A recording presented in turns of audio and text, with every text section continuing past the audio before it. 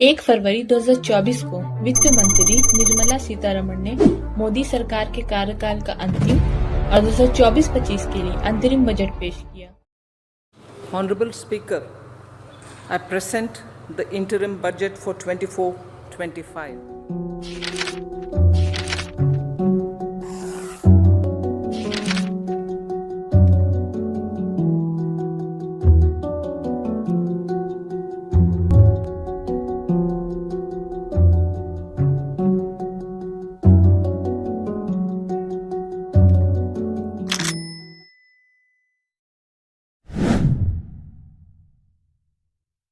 यह बजट 2024 कार्यकाल का छठा बजट है।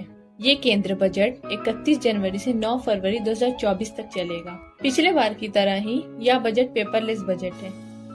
यह लगातार दूसरा साल है जब बजट पेपरलेस फॉर्मेट में पेश किया गया है। बजट भाषण की बात करें तो निर्मला सीतारमण ने 2024-25 के लिए 58 मिनट का बजट भाषण दिया।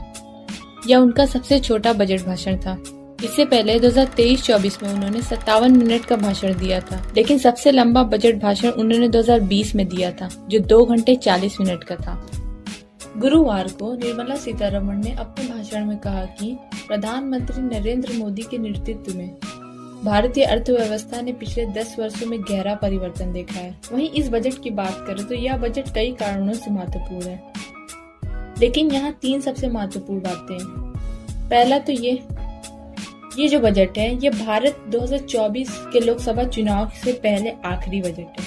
इस साल का जो बजट है वह एक अंतरिम बजट है, जिसका मतलब है कि यह सिर्फ कुछ महीनों के लिए है और कोविड-19 महामारी के बाद यह तीसरा बजट है। वहीं 2021 का बजट एक आत्मनिर्भर पैकेज का हिस्सा था, जिसे कोविड महामारी के आर्थिक प्रभाव को कम करने के लिए लॉन्च किया गया था। इस बजट में कर में छूट, मुद्रा शुल्क में कटौती शामिल थे। 2022 के बजट की बात करें तो यह अर्थव्यवस्था की रिकवरी पर केंद्रित था।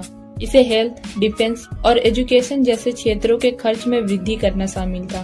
वहीं 2023 का बजट अर्थव्यवस्था की वृद्धि को बढ़ावा देने और नौकरियां देने पर केंद्रित था। अभी 2024 का जो बजट है वह एक अंतरिम बजट है और अंतरिम बजट में किसी तरह की कोई मुख्य घोषणा नहीं की जाती, इसलिए सरकार ने इस बजट में ज्यादा कुछ नहीं कहा। हाँ, कॉर्पोरेट टैक्स घटाकर 22% तक कर दिया गया है। वहीं सरकार ने अपने भाषण में कहा कि 2047 तक भारत एक विकसित राज्य बन जाएगा और 2030 तक भारत की इकोनॉमी $60 ट्रिलियन तक बढ़ जाएगी। संसद में बजट पेश करते हुए वित्त मंत्री ने कहा कि पीएम आवास योजना के तहत 3 करोड़ घर बनाने का जो काम था वह पूरा हुआ और 2 करोड़ घर और बनाए जाएंगे। वहीं इसी साल इसकी एलोकेशन भी बढ़ाई गई है, जो पिछले साल 69,590 करोड़ थी, इस साल 80,671 करोड़ की गई है। किसानों की बात करें तो 4 करोड़ किसानों को पीएम फसल योजना का लाभ मिला और सरकार ने आत्मनिर्भर ऑयल सीड्स अभियान लागू करने की बात कही। वहीं इनकम टैक्स में कोई बदलाव नहीं हुआ। कृषि के क्षेत्रों में फसलों पर नैनो डीएपी का प्रयोग किया जाएगा। अब रेलवे पर देखें तो यात्रियों की सुरक्षा, सुविधा और आराम के लिए 4,000 जनरल बोगियों को वंदे भारत मानकों में परिवर्तित किए जाने की बात कही गई है। हर महीने 300 यूनिट बिजली फ्री 3 रेल कॉरिडोर की शुरुआत की जाएगी। वहीं सरकार ने सर्वाइकल कैंसर जैसे गंभीर मुद्दों पर भी बात कही। सरकार सर्वाइकल कैंसर की रोकथाम के लिए 9 से 14 साल की बच्चियों का टीकाकरण करवाएगी और अब सभी वर्कर्स, आंगनवाड़ी वर्कर्स को आयुष्मान भारत का फायदा मिलेगा।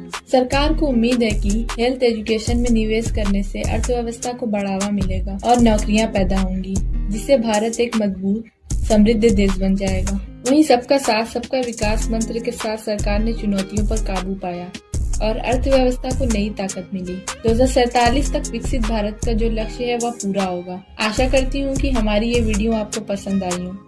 देखने के लिए धन्यवाद।